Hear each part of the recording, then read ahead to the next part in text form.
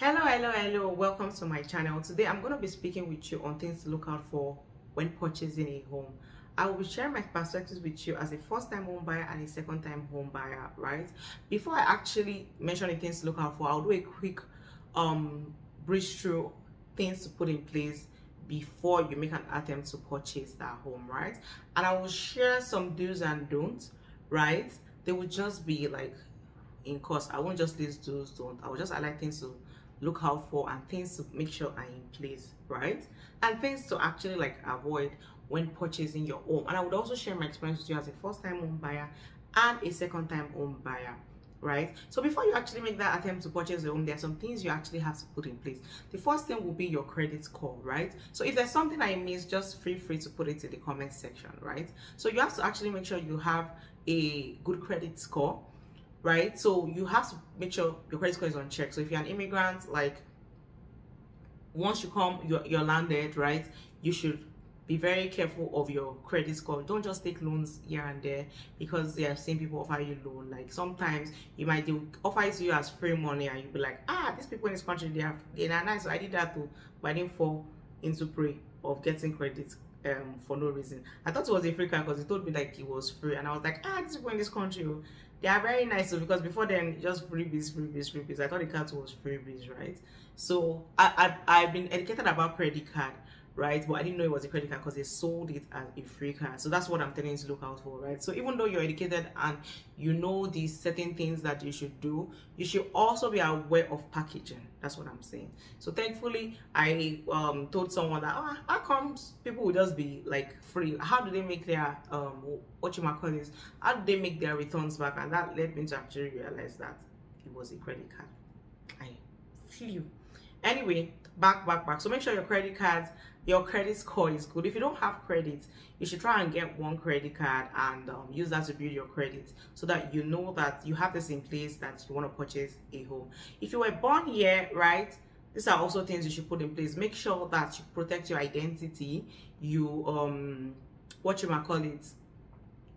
you don't just have your details lying around, and that not by the time you're ready to actually purchase a home, you realize that you owe a lot. It happens a lot. Like people have never actually owned a bank, they don't have credit card, they don't have any of all those things, and by the time they actually want to make a purchase, a significant purchase like a house or a car, they find out that their identity has been stolen. So be careful, right? You don't want to have anything damaged with your credit. There are places you can keep checking. Some bank apps have how you can check it. Also, if you have some connection with TransUnion, Equifax, not connection in the sense that you know them, right? But in the sense that you can create an account with them, you can find out, right? So you can actually also, try to check your credit score with these entities, right? But if you have an app, just a light check. If you keep doing hard checks, then it would affect your credit score. If you have a bank app, just do that. That's to help you keep track of your credit score. Avoid having too much debt, right? So if you want to buy a home, you have to make sure that you have zero to minimum debt, right? So if you have a significant amount of debt, it is going to impact your home buying process because they're going to assess you on different things. They will assess you if you're credit worthy. So credit worthy means that your credits are good, you pay your debt and all that, and you can also afford to pay the mortgage, right? Depending on what your down payment is, it's going to affect your monthly payment. So those are things to look out for, right? So you want to make sure you're credit worthy, right? So but before we get to credit worthy, we've done credit card, right? So now we're talking about paying off your debt. You need to make sure that you have minimum to zero debt. So if you even have a debt, you should make sure that the amount you're paying, you should make sure that that debt is being paid regularly, and also the amount you're paying on that debt is going to show that you have the capacity to take on a mortgage, right? So you want to make sure that you have an history of being able to pay your bills. So if you just come, you're just paying, you just have a credit card, you're using it, paying it back, it's showing you have a good credit score, right? But there's nothing showing you're credible, you still would not get that mortgage because the bank needs to know that when they give you this thing, you're going to be able to pay. So what are things that can show that you're creditworthy? You have a phone line that is not pay as you go, you pay monthly, so you have a record showing that you pay. You are supposed to make payment at so date and you pay it. You have electricity bills, water bills, or you've rented before. Like something showing that you have bills to pay every month, like you have a regular schedule of a bill to pay and you're consistent with it. So that shows that, right? Those are some things you want to keep in place. So something as this as a phone line would be valuable, right? You want to make sure you have good source of employment. You've been employed, how long you've been employed for? Typically they say like 2 years, but there are so many instances whereby you don't have to wait 2 years. I didn't have to wait 2 years. So and there's so many people like that. So also the kind of how much income you make is also going to determine how much you're going to be what you might call it, how much you're going to be approved for, right? Some people say get an approval first before looking for a house, and they put it as an essential. I don't believe in that, right? Because for my first home I didn't do that, right? So that doesn't mean I was going to have been going for like something way off, right? But I didn't get a pre-approval first, right? And yeah, there's advice also that whatever you approve from, don't exceed it. That makes sense, but it depends on how much, and that's it. So if you approve for people like 600k, you had a budget of 500, don't, because you are approved for 600, go ahead and buy 500 and go ahead and buy 600. So if you had something about like a 300k in budget before you approve for 600k, stick to that 300k. Don't, because you approve for 600, go for it, because there's a reason why you were working towards 300, right? So I don't believe really that you have to get pre-approved for, except like what you're looking for is really high, like $1 million house, 600k, and all those things, right? So but you could do that, right? It's not bad, but it's not an essential, right? Some lenders like to know that you've spoken with the builder, you have a relationship, you have a down deposit in place. Something as little as 1,000 is good enough, right, to just secure whichever property you're looking for. So these are just few points I can say, right? Now, when you now move into the actual process, right? So you have a good credit, you're debt free, or you have you're currently paying your debt. You're a credible person, you have consistency in there's so many things like that might work for you. Being employment is a must.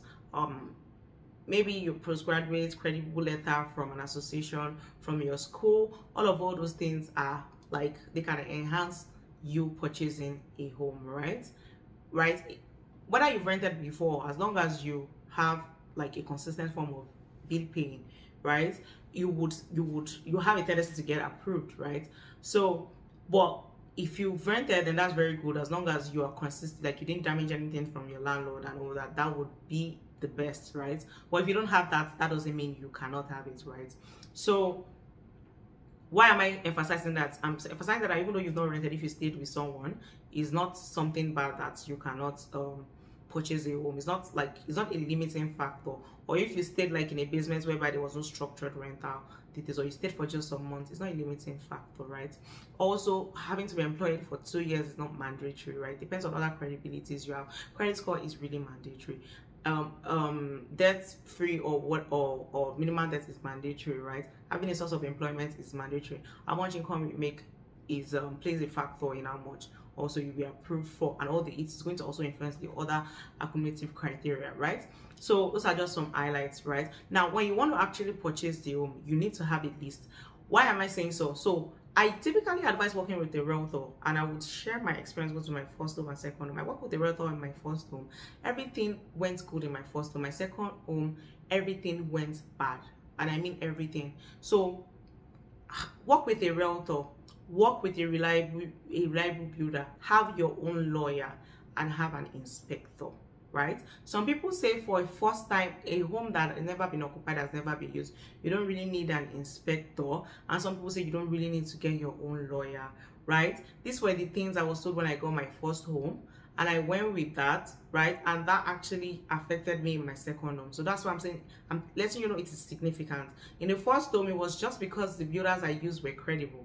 That is why I did not have to get into problem by not using my own lawyer and by not getting my own inspector, right? Well, in my second home, when I started seeing the red flags, of course, I didn't use my own lawyer, and that is why there were so many red flags in the second home I had to get, right? And by the time I got an inspector, oh my goodness, you guys, you won't believe it. That was a bad investment, right? It was a bad investment, and like the money lost, let's just say it's more than 50k. I'll just put it at that.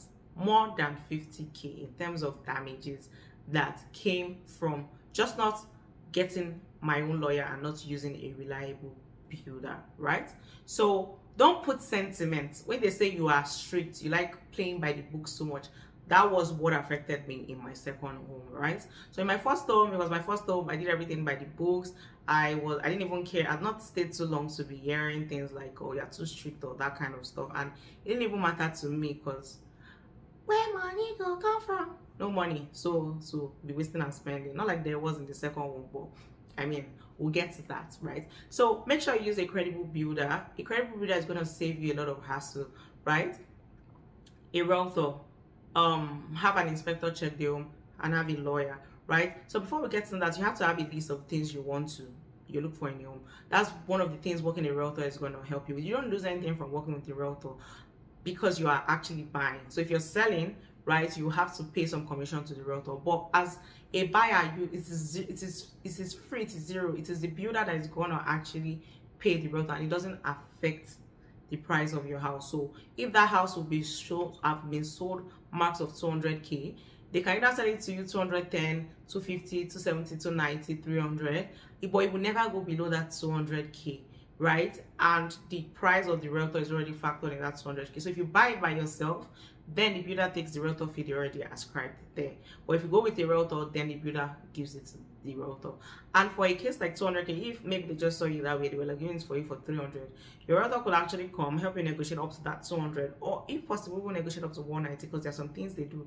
They look at the venue, the area, houses that are selling for those things, some kind of things that you may not be able to do those searches on and know. Now, why do I say having this? That was one of the things the first realtor I worked with in my first home helped me with. So there's some things you're sure that you want to have in this house, right? They're a must for you. You like, they can be needs or wants, it doesn't matter, but they matter to you, right?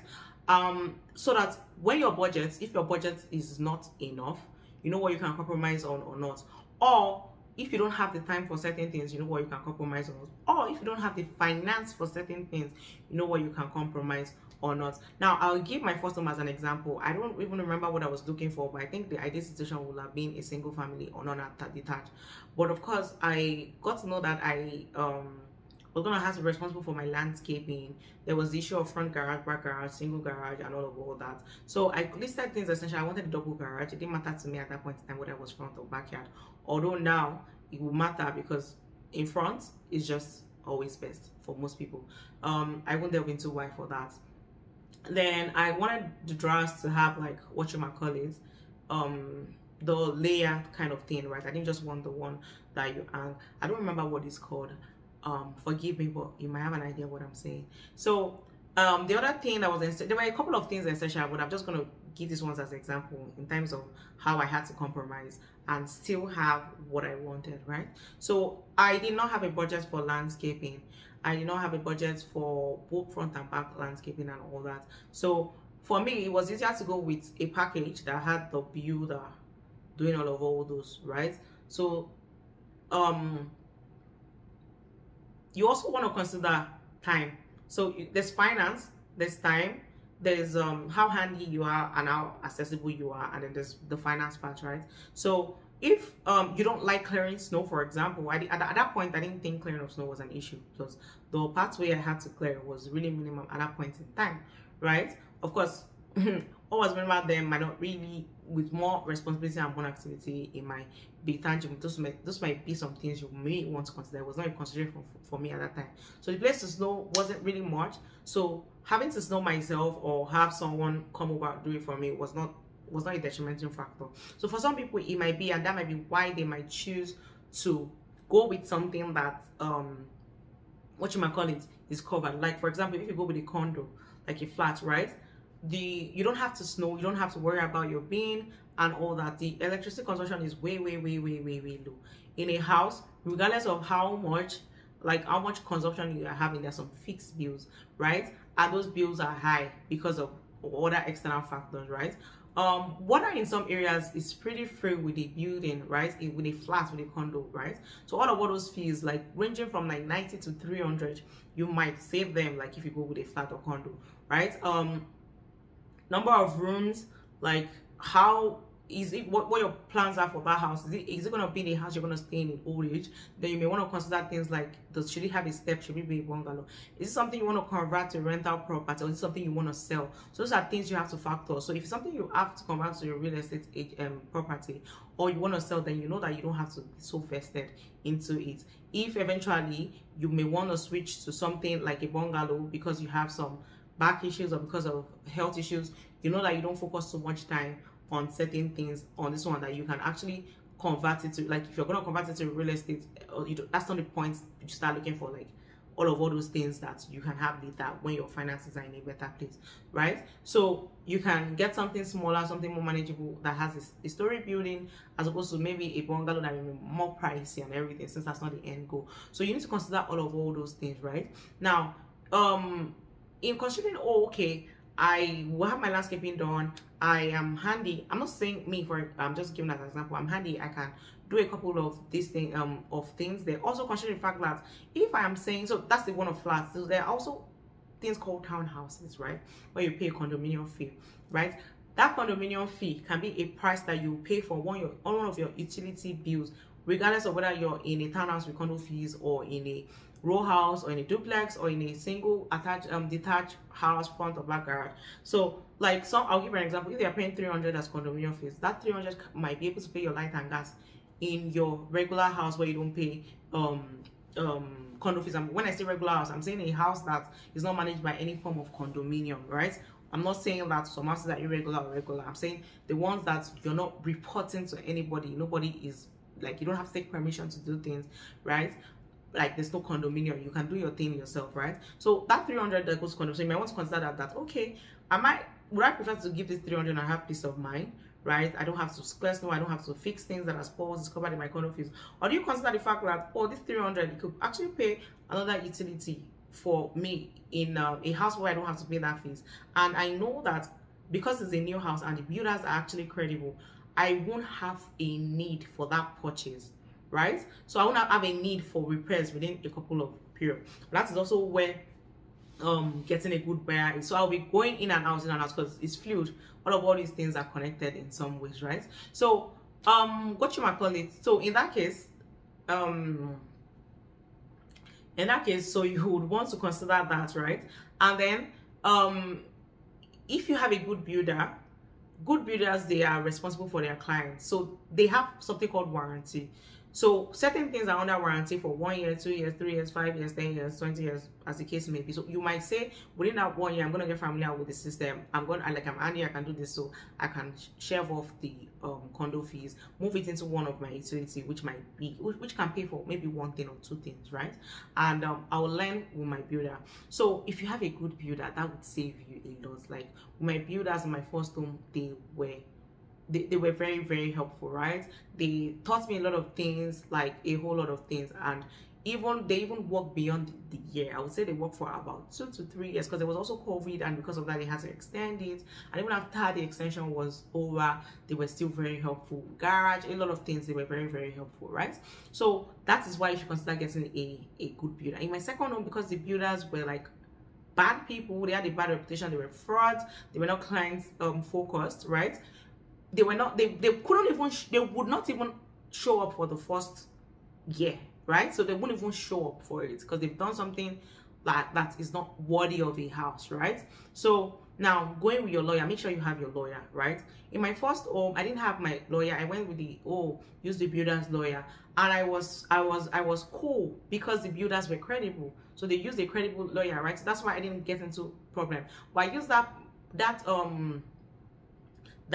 approach in my second home, and it landed me in a lot of trouble because the builder's lawyer doesn't have your interest at heart, right? So although the builder built a house of a sham, right, I wasn't able to get something close to finish just because I was persistent and I was willing to go with the law, right? I was willing to follow due process and also ensure that the right thing is done. So that's even why I was able to get it completed. But even though it was completed, it was not a livable house. Like, the house looked like a house of 60 years. So a couple of 10 years old house 20 years old, I'll still look better than it. It didn't even look like it was brand new. They were just money focused. They hired staff, they didn't pay their staff. There were things called lien on the house, right? And those are things a good lawyer will have protected you for. A good lawyer that also there was this sentiment of, oh, that's why you don't even choose a credible person. There was sentiment of, oh, try to where I'll get to also, that's another point I'm going to put there, right? But there were sentiments there were things lawyer wasn't supposed to do that he did, right? And that put a lot of things in jeopardy. The lawyer was a major problem there, and he is the builder's lawyer. Although ethically, there's still some things he shouldn't have done, right? So in as much as he was the builder's lawyer, but then when you go to get to ethics, the frying pan has fried already, it's too late. So just avoid all those things. Yes, legally, he'll be liable, but then what's the loss for you in terms of money, time, welfare, right? So there were liens on the house because the builder wasn't paying the construction workers, right? And of course, those liens ideally should not have been my problem, but because the lawyer did not do his due diligence, now that's another thing. So he made sure, he said that so when I did the first one, when I went to meet the lawyer sat me down, explained stuff and all that to me. His responsibility to the builder, things that my responsibility is, he went through the right process. This lawyer didn't. In fact, I was not even ready to sign, but he did his stress. I'm being wary of what I say, but I don't want to go in that, oh, don't put culture into it, right? Or don't put where you come from into it. So this builder was an African builder. I'll just put it at that. We're not from the same tribe, right? Although we might have been from the same country, but we're not from the same tribe. The lawyer, of course, we are from the same tribe, right? So the builder spoke to some other stakeholders, the banker, the advice, and this is why you should work with the realtor. If there was a realtor here, all of these things will have been averted. The realtor will know what the lawyer is doing is not right, and the lawyer would the realtor would advise you, because even with my first home, the realtor advised about always getting your own lawyer. But another lawyer who I wanted to get just said, since they are a reputable builder, that even they as a lawyer will go with the builder's lawyer if he's a reputable builder. And that's what I missed there. This was just an upcoming greedy builder. Unknown to me, he had done this to so many people, and I got to know when by 6 weeks, when the claim was supposed to be complete, he hadn't. And I started hearing here and there that, oh, he hasn't completed. Okay, and I became worried. And some other documents were supposed to send, which they told me they were going to send after I had signed. So they needed me to sign with the bank, right? Which I also had to do an investigation on, because in my first home, the bank really did their due diligence, right? It's from the same lender, funny enough, but I believe whoever your broker is also plays a role, right? The broker also was the weak link, the lawyer and the broker were the weak links here. So the broker in the first home, who also works with the bank, who is the banker, ideally she did due diligence. They sent somebody into the house, they did inspection, they did an appraisal, they did all those things, right? So I was in the claim. But this guy was just like, oh, you're too strict, you don't want to help we upcoming people are trying to build a name for ourselves, blah blah blah blah blah. This is not atypical. You can sign the house is almost complete. And then there were things like, oh, the banker also saying, oh, it doesn't take long to complete, like it's just 2 to 3 weeks and all of that. And the lawyer was like, the lawyer called me to come sign, and I said, no, you guys are supposed to send some documents actually listing that the signature these items are going to be completed by so number of weeks based off what you told me word of mouth. So I'm going to sign, right? Because they explained to me that they needed me to sign because they're a young builder and they need the funds released from the bank. So if the bank released that funds, then they can complete it. So there was a sentiment of, oh, help your own sign, because I didn't feel like I had to sign when it was almost complete, but I didn't just feel like I should sign.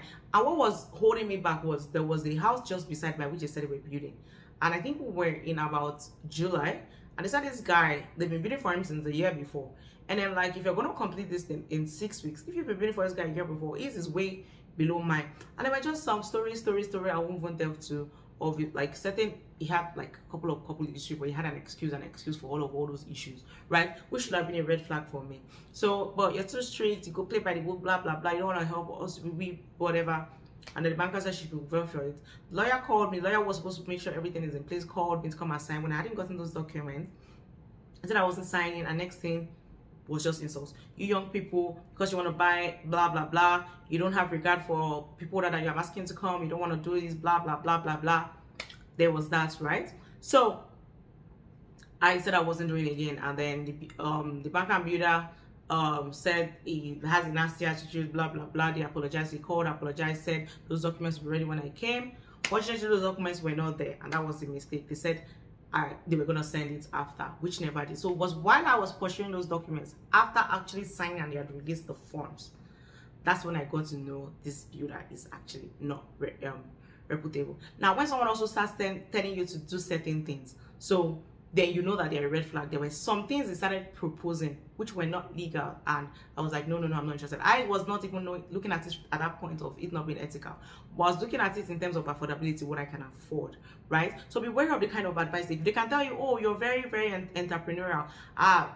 Look this way, in terms of, I can just give you a brief example so you understand what I'm saying, so you can pick the red flags of what they are proposing. What they are proposing, like, looks too good to be true, flee. So he was proposing, okay, since it's building a lot of house, we could get more. And I was like, no, how is that possible? Like, you know, like, you need to get your stuff approved and all that. And I just said, I wasn't really ready to think of, he said, oh, there's a way, but I just blocked my head and I was like, no, I'm not interested, right? Let's just, this one that is here, let's finish it. And they said 6 weeks, right? And I also believe that the 6 weeks, because technically houses get finished really fast, right? The first one I had, it was already completed, so it wasn't an issue, but I've seen like how fast houses move. So then I was like, okay, if the funds will help him in finishing, and that's why you should also follow protocol, follow due diligence. Don't go through shortcuts. If somebody's going to say they should help you, the reason that I was also able to get my house finally to completion was because I followed due diligence in terms of getting that approval. So there was really nothing he could hold on me. There were a couple of people he threatened, but he had nothing on me. So like, I was literally able to get my house to finish, right? But I knew it was a substandard house, so I wasn't going to take a substandard house, right? I don't want to have to get into the problem of fighting legally, which is going to take your time and money, and you will be paying mortgage on that house. So that was the other thing that wasn't explained to me at that point in time. So my signing literally meant that I was going to now be responsible for the mortgage, which is why those liens would now reflect on my own title as opposed to the builder's title, right? So instead of the builder, instead of it being still owned by the builder, I mean, if we are done releasing funds little by little, right, which is something the lawyer could have proposed, even the broker could have proposed, right, then they still have their funds, like, and they don't need to guilt trip, right? Right, about having their funds helping them get whatever. Ask me what they did with their funds. No. Now this is where the lawyer also failed. The lawyer ended up saying, like, release all of the funds. So even if the funds was with the lawyer, right, the lawyer should have been releasing in bits. He didn't release in bits, and that's why you don't want to work with a builder's lawyer, because they might break the rule for them, right? But if you have your own lawyer is going to make sure everything is in place, right? So even if I go with a reputable builder, I would still get my lawyer because nothing is certain, right?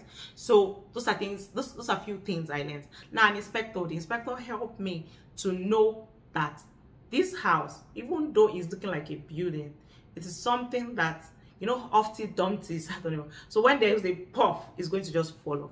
There was literally no inspector that came that did not say this was shambles. Like, I could give you examples, right? Even when, like, an innocent bystander came, uniformed men, non-uniformed men, like, it was so obvious that this was built wrongly, right? So if the lawyer did that, you just, like, and that's why I say, like, oh, it costs a lot of money. It costs a lot of money in terms of paying of mortgage, paying of taxes, paying of utility, paying of trying to sell that liens there, right? Why reselling is when you're trying to resell this now, you have to look at so many things, because the buyers are also going to bring their inspectors, and the inspectors are also going to say the same thing your own inspector said, right? And so those are some things that you want to be wary of, right? So use a credible person. All this I didn't happen with my first home. In fact, my everything, I could call my builders anytime. They will check things for me, explain things to me, even if it's multiple times, things I have to put in place, right? Even for somebody who wasn't like a DIY, do it yourself kind of person, they were very helpful to me, right? I don't know if they are still the same way now, but they did their due diligence, and they still keep doing their due diligence where there's still warranty, right? They send helpful tips, they do all that. I know if somebody's not giving you the right documents, they're not giving you the right papers, if they are asking for favors here and there, then you know that you need to flee. So if a realtor was also there, the realtor would have also like put checks and balances in place. So with just this explanation, I've touched on why you should get a realtor, why you should get a credible builder, why you should have your own lawyer, and why you should also do inspection.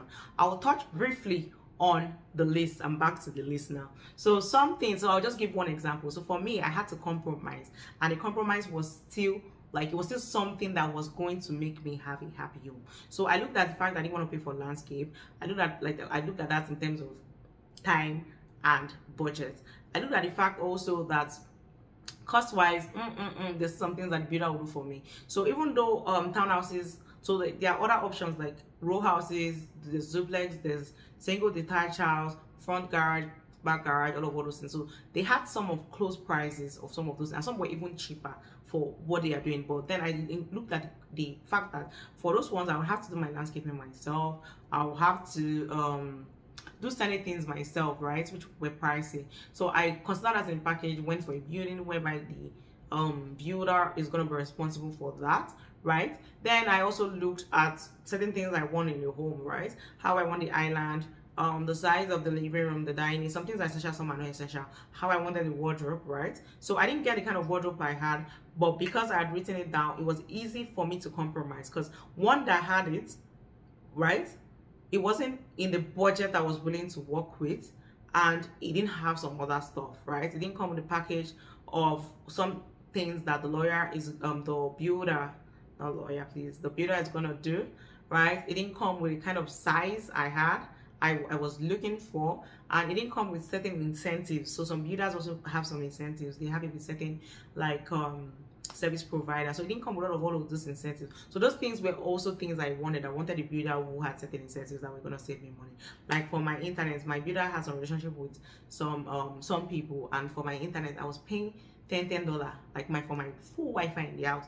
I was paying $10 for 2 years. So that was part of the package they were giving people who were coming with that builder, right? So having that is, so the kind of wardrobe I wanted, I didn't have it in the room, and I was going to leave that house. But then my realtor told me, like, look into the washroom, right?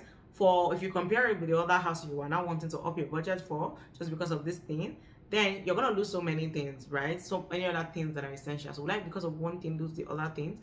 And look at the washroom, it actually has those layered with things. And then I saw that, okay, this thing, why is not in the closet of the bedroom? It is actually in the ensuite washroom, right? It's in the ensuite, right? So it could still work, right? So that's why having a list also matters.